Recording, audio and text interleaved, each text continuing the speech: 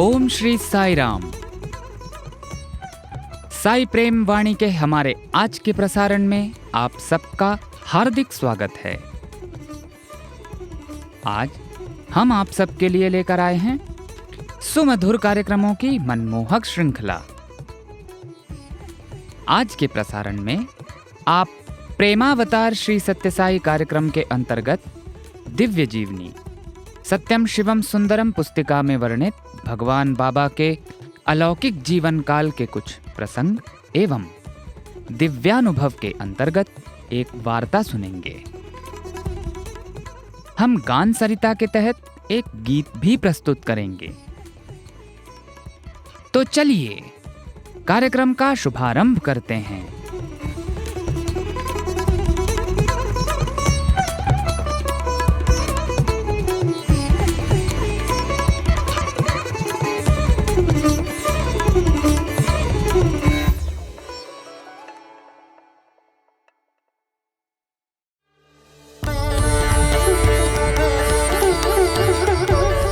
अब प्रस्तुत है हमारा कार्यक्रम प्रेमावतार श्री सत्यसाई।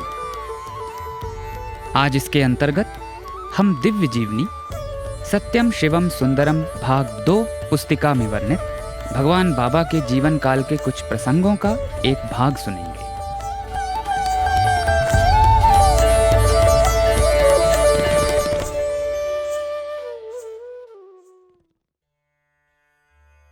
सत्य साई सेवा समिति मुंबई तथा प्रशांति विद्वान महासभा की महाराष्ट्र शाखा ने बाबा से कुछ दिन मुंबई में रहने का अनुरोध किया और बाबा ने कृपा पूर्वक उनकी प्रार्थना स्वीकार कर ली। बाबा 16 मार्च को कार द्वारा मुंबई पधारे। सत्य साई वेद शास्त्र पाठशाला प्रशांति निलयम के 60 छोटे बालक भी एक बस से मुंबई के लिए रवाना हुए। बाबा उस बस के मार्ग से ही कार द्वारा आए। जहां कहीं भी भोजन पानी आदि के लिए बस रुकती, बाबा उन बालकों की देखभाल के लिए स्वयं उपस्थित हो जाते और उन्हें मां का सा प्यार और दुलार देते और उस क्षेत्र और विभिन्न वस्तुओं के संबंध में उन बालकों की जिज्ञासाओं की पूर्ति करते और उन्हें समझाते। उन लोगों ने हम्पी में प्रसिद्ध विजयनगर साम्राज्य के अवशेषों को देखा, जहां बाबा ने बाल्यकाल में अपने चमत्कार दिखाए थे। उन्होंने वो विरूपाक्ष मंदिर देखा जिसमें बाबा ने अपने भाई तथा अन्य साथियों को विरूपाक्ष के रूप में दर्शन कराए थे। बाबा के ही मार्गदर्शन में उन्होंने गणेश और नृसिंह की विशालकाय प्रस्तर मूर्तियां देखी। मुंबई में उन बालकों ने 2 संगीत नाटक प्रस्तुत किए।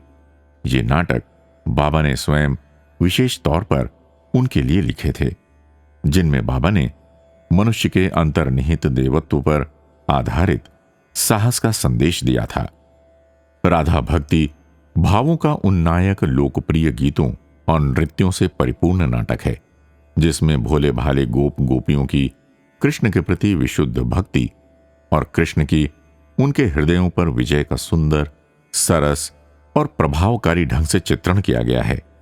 इस नाटक में राधा के पावन चरित्र और सम्मान की बेहुदा वासनापूर्ण मिथ्या लांछनों से रक्षा की गई है, जो कुत्सित विचार के लोग उन पर लगाते हैं। ये नाटक कृष्ण द्वारा अपनी कनिष्ठिका पर गोवर्धन पर्वत उठाने की स्मृति में वृंदावन में मनाए जाने वाले गोवर्धन पूजा के उत्सव की पृष्ठभूमि पर आधारित है। कृष्ण गोप गोपियों के उत्सव में सम्मिलित होने के निमंत्रण को स्वीकार कर लेते हैं, क्योंकि वे सभी लोग तथा बाबा नंद तथा माता यशोदा भी उनके दर्शन के लिए तरस रहे थे। ग्वाल बालों ने कृष्ण के स्वागत की पूर्ण तैयारी की। कृष्ण रुक्मणी को साथ लेकर आते हैं, किंतु दूसरी रानी सत्यभामा जी को नहीं लाते। उन्हें इस बात से ईर्ष्या है कि राधा का भगवान के साथ बहुत लगाव और प्रेम है। वृंदावन में राधा को घर में दरवाजे बंद करके रखा जाता है और वो भीतर ही भीतर तड़पती है और अपने खोए हुए खजाने को ढूंढने के लिए इधर उधर भटकती है। किंतु जब कृष्ण उसके द्वार के सामने रुके तो राधा को उनके सामने लाया जाता है और कृष्ण दैविक प्रेम के स्वभाव और स्वरूप की व्याख्या करते हैं, जिसकी प्रतिनिधि राधा स्वयं है। बाबा धर्म स्थापना का कार्य अनेकों माध्यमों से करते हैं, जैसे प्रशिक्षण, लेखन, विचार विमर्श, उपदेश, व्याख्यान तथा धर्म के अवलंबनों, मंदिरों, पवित्र स्थानों और पंडितों के शुद्धिकरण, सुदृढ़ीकरण और संरक्षण करके और प्राचीन श्रेष्ठ साहित्य शास्त्रों और ग्रंथों पर समय के प्रभाव से जमी धूल को दूर कर एवं दूषित लेखनियों द्वारा उन पर उछाली गई कीचड़ को साफ करके। राधा भक्ति इसी प्रकार के परिष्करण का एक अच्छा उदाहरण है। सनातन सारथी में बाबा द्वारा लिखित और प्रकाशित भागवत वाहिनी हमें वही स्वच्छ विमल जीवनदायक जल देती है, जो इसके प्रवाह में भर दिए गए क्षेपकों से उत्पन्न दोषों की उत्पत्ति से पूर्व मिलता था।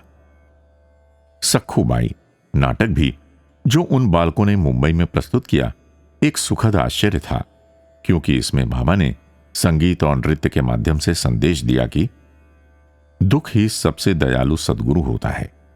वो दृश्य जिसमें पांडुरंग और रुकमाई की मूर्तियां सजीव होकर सखुबाई की दशा और संकट पर चर्चा करने लगती हैं, भगवत अनुग्रह के सिद्धांत और दर्शन का एक सुंदर पाठ प्रस्तुत करता है।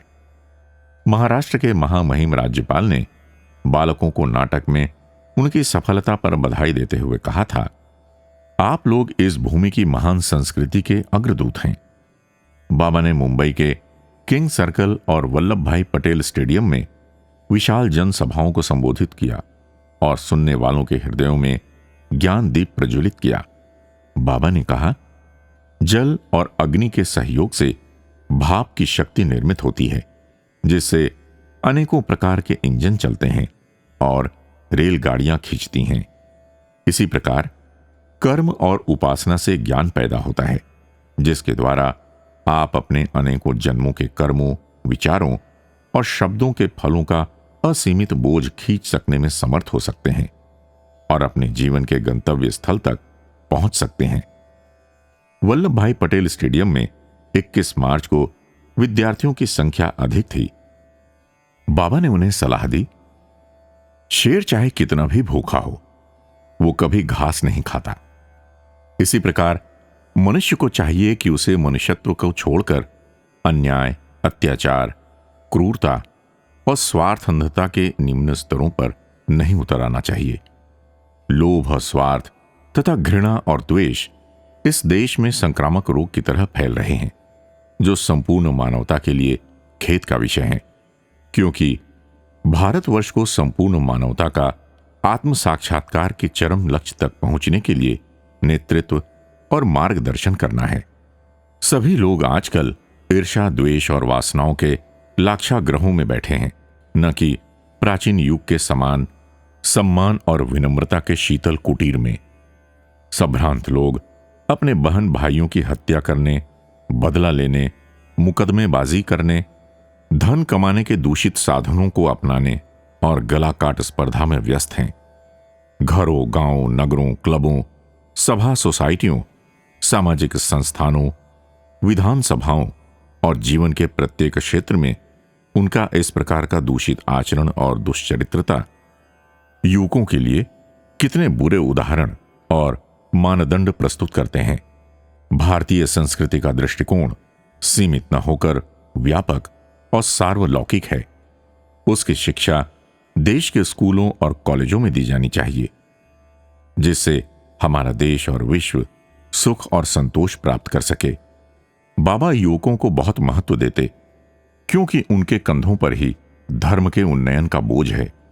बाबा उन्हें अपने निकट लाकर और रखकर उन्हें सेवा के साधन और सेवा की मूर्ति के रूप में ढाल देना चाहते हैं। बाबा उन पर कृपा करते हैं और उनमें विश्वास पैदा करते। अपना असीमित प्रेम प्रकट करते हुए वे कहते हैं, तुम मेरे द्वारा पोषित मेरे अंग हो, तुम्ही से ये साई देह निर्मित है। साई तुम्हें जीवन का साधन देगा।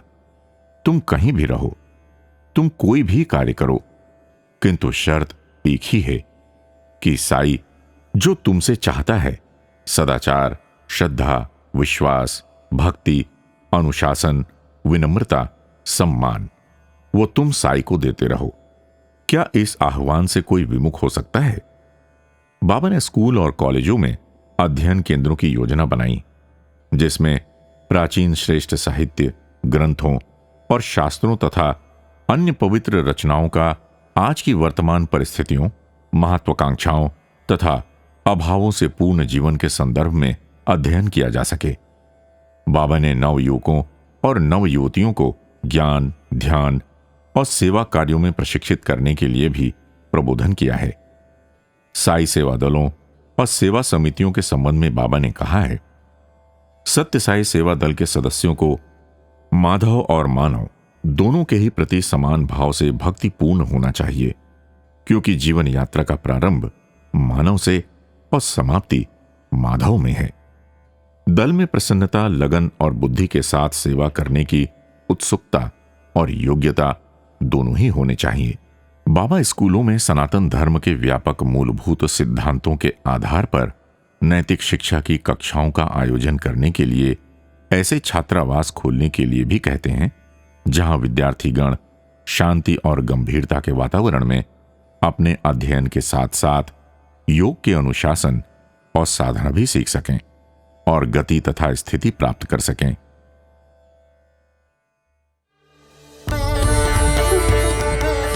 अभी आप सुन रहे थे हमारा कार्यक्रम प्रेमावतार श्री सत्य साई। आज दिव्य जीवनी सत्यम शिवम सुंदरम भाग 2 पुस्तिका में वर्णित भगवान बाबा के जीवन काल के अलौकिक प्रसंगों का एक भाग प्रस्तुत किया गया था।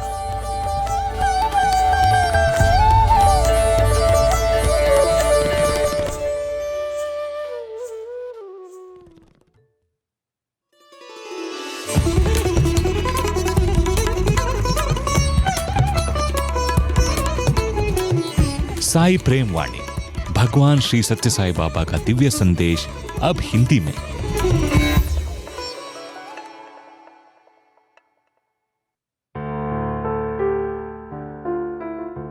अब प्रस्तुत है हमारा कार्यक्रम दिव्यानुभव।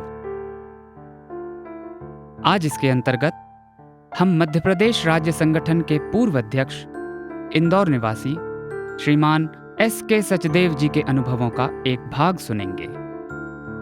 1947 में हम लोग पार्टीशन के समय पे पाकिस्तान से इंडिया आए। उसके बाद पहले मेरठ में रुके, फिर मेरठ से ही मैं इंदौर आ गया और आज तक फिर इंदौर में हूँ। सन 53 में मैं इंदौर आया था। भगवान के साथ मेरी मुलाकात, पहली मुलाकात जो थी वो 1 जनवरी 1973 को हुई। मैं प्रोफेशन से एडवोकेट हूँ, इनकम टैक्स के कंसल्टेंट्स हैं। मैं और मेरे अंकल, हम दोनों मिलकर प्रैक्टिस करते थे। महारानी रोड पर यहाँ पर हमारा ऑफिस था और मेरे अंकल ही बाबा के डिवोटी थे। मैं तो शिरडी साईं बाबा में मेरी मान्यता थी और वो हमेशा मुझे सत्य साईं बाबा जी के बारे में बोलते थे, तो मैं कहता था कि नहीं, ये आपके बाबा हैं, मेरे बाबा दूसरे हैं। एक बार यहाँ पर एक दुकान है किताबों की, रूपायन बुक सेलर्स, वहाँ पर मैं गया और मैंने देखा कि वहाँ एक किताब के ऊपर लिखा हुआ था साईं बाबा। मैंने सोचा ये शिरडी के साईं बाबा की कोई किताब है। मैंने जैसे ही किताब खोली तो उसमें सत्य साईं बाबा जी की फ़ोटो थी, तो मैंने कहा ये तो मेरे अंकल के बाबा हैं, मेरे बाबा नहीं हैं। मैं किताब वहाँ रख के आ गया। दूसरे दिन मेरे अंकल वहाँ गए और वो किताब लेकर आ गए और उन्होंने पढ़नी शुरू करी। पढ़ने के बाद मुझे कहने लगे कि तुम भी इसको पढ़ो, तुम मानते नहीं हो, ये दोनों बाबा एक ही हैं। मैंने कहा नहीं नहीं, ये आपके बाबा हैं, हमारे बाबा तो शिरडी के साईं बाबा हैं।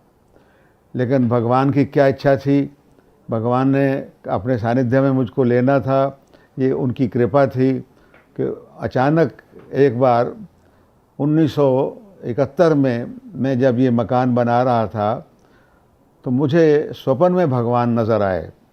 सवेरे 4 बजे का टाइम था और स्वप्न इस किस्म का था कि भगवान एक रथ के ऊपर खड़े हुए हैं। और रथ कौन सा है? रथ तो है अर्जुन और कृष्ण वाला। और स्वामी खड़े हैं उस पोज में, शंकर जी के पोज में, नृत्य के पोज में, और आशीर्वाद दे रहे हैं। और उनके पीछे इतनी भारी रोशनी है कि मैं आज भी जब मैं प्रयास करता हूँ उसको देखने के तो मेरी आंखें चुंधिया जाती हैं।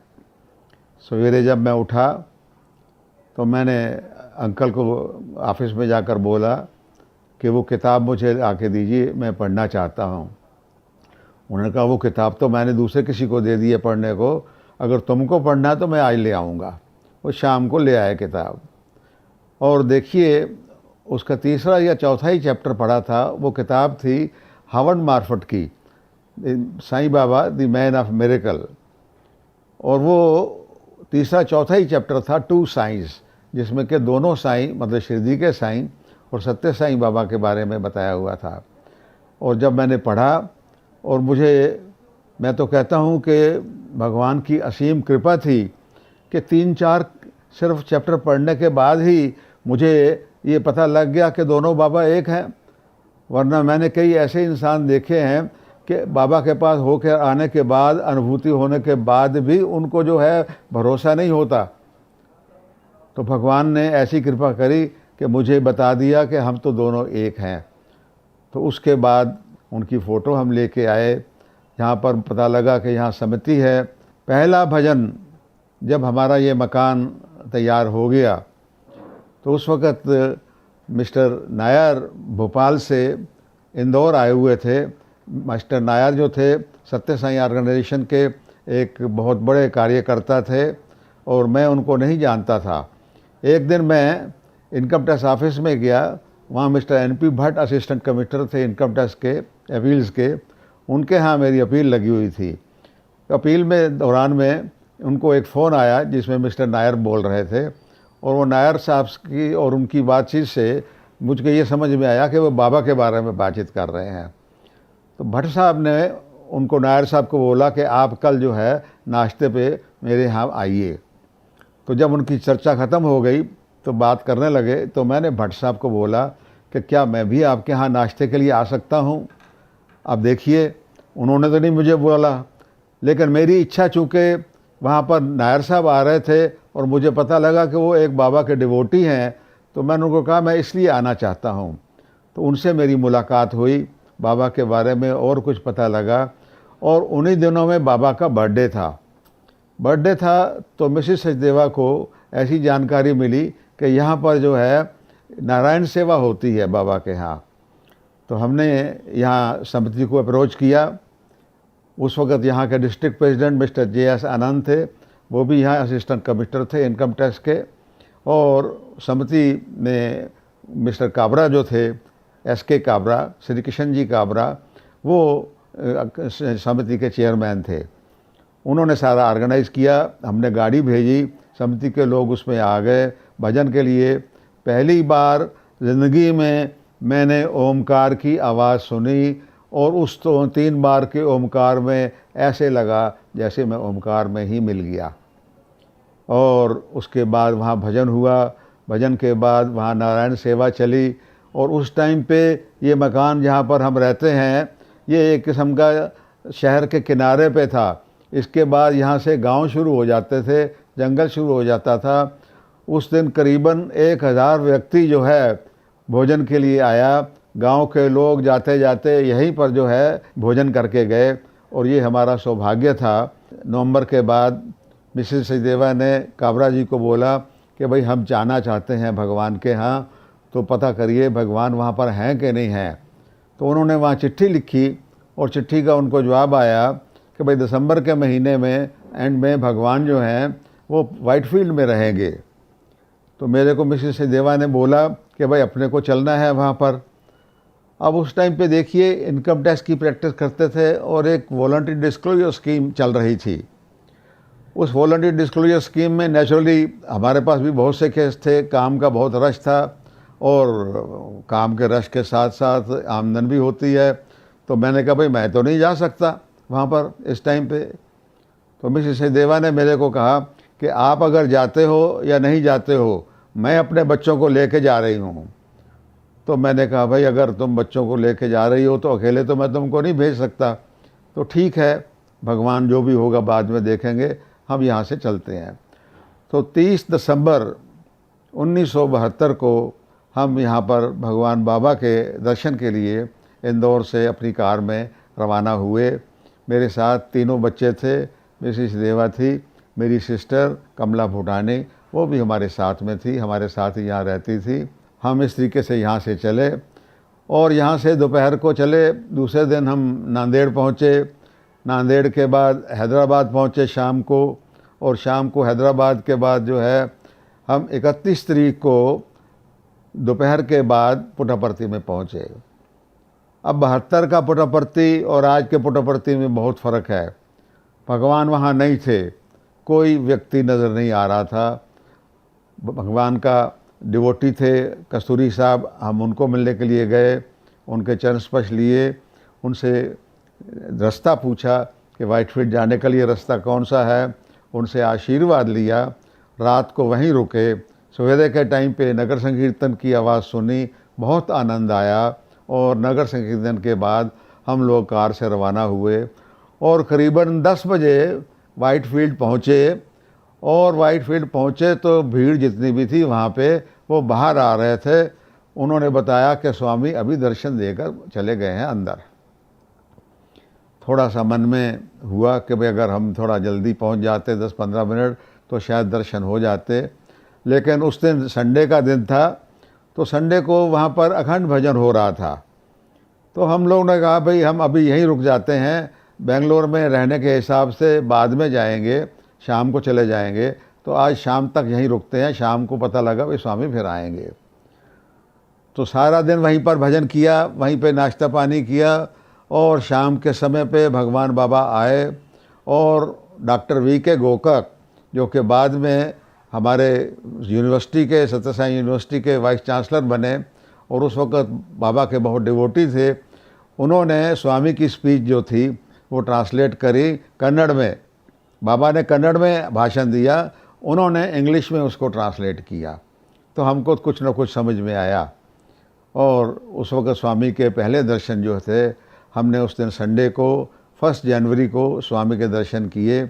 और दर्शन करने के बाद फिर हम लोग गाड़ी में चूँकि आए थे, बेंगलोर चले गए। किसी ने बताया कि वहाँ रिटायरिंग रूम में जगह मिल जाती है, तो हम लोग रिटायरिंग रूम में गए। वहाँ बहुत बड़ी अच्छी जगह हमको मिल गई और सामान वगैरह लेकर हमने वहीं रख कर और वहीं पर अपना निवास बनाया।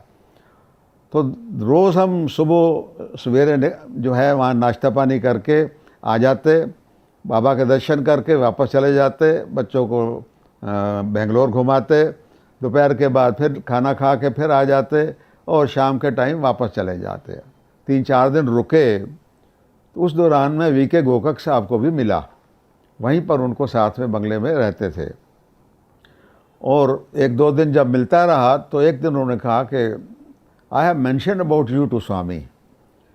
अब एक दिन वहाँ पर स्वामी के रेजिडेंस के सामने 2 लाइनें लगी, एक लाइन लेडीज़ की एक साइड पे और एक साइड पे जेंट्स की। तो जेंट्स की साइड पे एक जगह पर मैं और मेरा बड़ा बच्चा बैठा हुआ था, जिसका नाम त्रिभुवन है, हम उस वक्त उसको बंटी बोलते थे।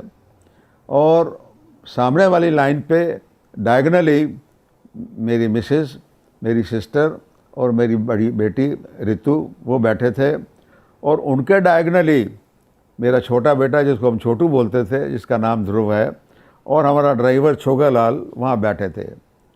उन दिनों में क्या हुआ कि बहुत से बड़े बड़े लोग आ रहे थे कारों में और सीधे बाबा के बंगले में चले जाते थे। मिसेस देवा के मन में कुछ ऐसे विचार आया कि भाई देखो, यहाँ तो बड़े लोगों को ही जो है मुलाकात स्वामी से होती है, हम तो बहुत ऑर्डिनरी व्यक्ति हैं, हमारे से क्या बातचीत करेंगे स्वामी।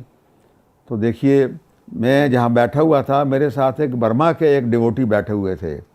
करीबन 4 बजे के करीब अचानक मैंने जैसे बड़ी ज़बरदस्त फ्रेगरेंस मेरे को आई। मेरे का कुछ नाक में मेरे को प्रॉब्लम है, ना तो फ्रेगरेंस आती है और ना बदबू आती है, पर वो कुछ अजीब किस्म की फ्रेगरेंस थी और इंटेंस फ्रेगरेंस थी, वेव ऑफ फ्रेगरेंस आया। और जैसे मैंने मुड़ के देखा तो स्वामी बाहर आ रहे थे। और स्वामी चलते चलते सीधे हमारे पास आए, मेरे सामने खड़े हुए, लेकिन बात बर्मा वाले से कर रहे थे। मैंने चरण स्पर्श लिए, मेरे बेटे ने, बंटी ने चरण स्पर्श लिए। यहाँ से स्वामी मेरी मिसेस के पास गए डायगनली, उनको चरण स्पर्श दिए, कोई बात नहीं करी उनसे। मेरी लड़की को चरण स्पर्श दिए, मेरी सिस्टर को चरण स्पर्श दिए, और फिर वहाँ से डायगनली स्वामी सीधे जहाँ मेरा ड्राइवर बैठा था और छोटा लड़का बैठा था वहाँ पहुँचे, और ड्राइवर से पूछते हैं तुम किधर से आया? वो कहता है स्वामी हम इंदौर से आए। मेरी वाइफ कहती है मेरे मन में से वो शंका निकल गई कि स्वामी बड़ों से बात करते हैं। अगर यहाँ देखा जाए तो इस वक्त तो हम बड़े थे, हमारा ड्राइवर छोटा था, लेकिन हमसे ना चर्चा करते हुए स्वामी ने जो है हमारे ड्राइवर से बातचीत करी।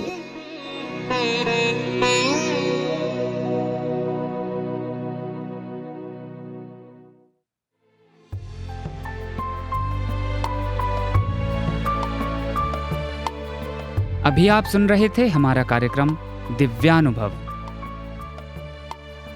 आज इसके अंतर्गत मध्य प्रदेश राज्य संगठन के पूर्व अध्यक्ष, इंदौर निवासी श्रीमान S.K. सचदेव जी के अनुभवों का एक भाग प्रस्तुत किया गया था।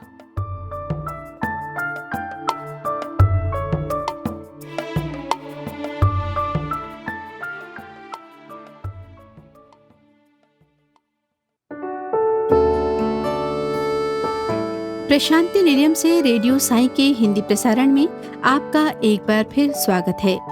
प्रसारण का संगीतमय भाग गान सरिता अब प्रस्तुत होने जा रहा है। आज के गान सरिता के इस भाग में प्रस्तुत है एक भाव भरा मधुर गीत, जिसके बोल हैं अपने दिल की पुकार आए हैं तुझको सुनाने। इस गीत में भगवान के द्वारा अपने भक्तों और छात्रों को दिखाए गए सनातन पथ पर चलने का एक संकल्प लिया गया है। आनंद लेते हैं इस दिल को छू लेने वाली रचना का।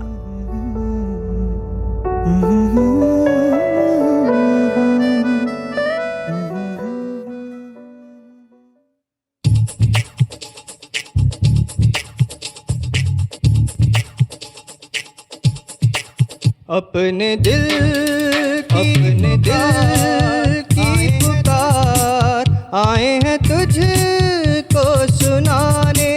अपने दिल की पुकार आए हैं तुझको सुनाने। हाथों में आशा की ज्योति हमारे, हाथों में आशा की ज्योति हमारे। आए हैं दर पे तेरे सर को झुकाने। अपने दिल की पुकार आए हैं तुझको सुनाने।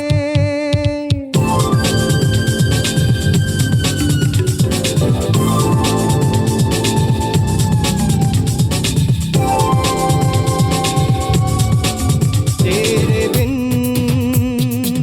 सुना लगे जग सारा, तेरे बिन अपना न कोई हमारा। जब से तुझको है पाया ओ साई, तुझको दिल में बसाया है ओ साई। तेरे लिए है ये जिस्म और जान, अपने दिल की पुकार आए हैं तुझको सुनाने।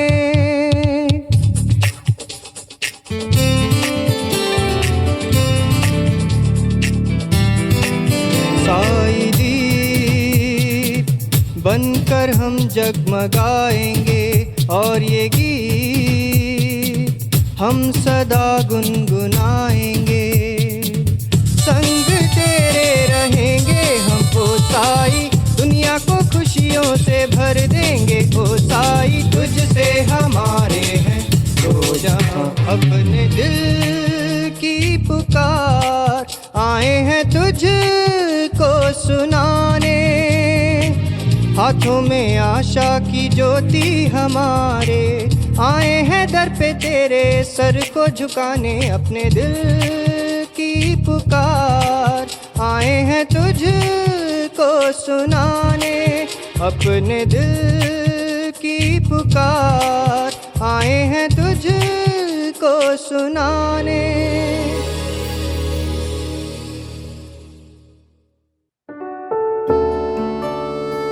अभी प्रसारित हो रहा था हमारा गान सरिता का संगीतमय कार्यक्रम। हाथों में आशा की ज्योति लेकर अपने दिल की पुकार स्वामी के विद्यार्थियों ने स्वामी के समक्ष इस गीत के माध्यम से प्रस्तुत की है। साईं दीप बनकर जगमगाने का संकल्प भी इस रचना में प्रस्तुत हुआ है। वास्तव में अपने भावों को प्रस्तुत करने के लिए संगीत एक बहुत सशक्त माध्यम है। ऐसे ही भाव भरे गीतों के साथ अगली कड़ी में आपसे फिर मुलाकात होगी। तब तक के लिए आज्ञा दीजिए। जय साईं राम।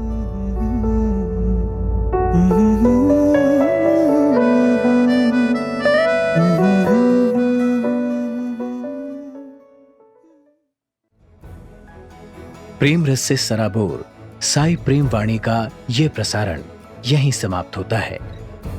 उम्मीद है हमारा आज का कार्यक्रम आपको पसंद आया होगा। अपने सुझावों को हम तक जरूर भेजें। हमारा व्हाट्सएप नंबर है 9393258258 9393 258 258। हिंदी भाषा में हमारी ये सभी प्रस्तुतियां YouTube पर भी उपलब्ध हैं। इन्हें वहां देखने या सुनने के लिए हमारे YouTube चैनल को सब्सक्राइब करें और कमेंट बॉक्स में अपने सुझाव देना ना भूलें। भक्तगण जिस प्रकार गंगा जी का जल गंगा जी से लेकर गंगा जी में ही खड़े रहकर गंगा जी को ही अर्पित करते हैं, उसी प्रकार हे स्वामी, आपकी प्रेरणा और नियंत्रण में बना ये प्रसारण आपको ही समर्पित है। हम आपसे ऐसे ही शुभ अवसर पाते रहें, इसी कामना के साथ ये प्रसारण समाप्त करते हैं। धन्यवाद और सप्रेम साई राम।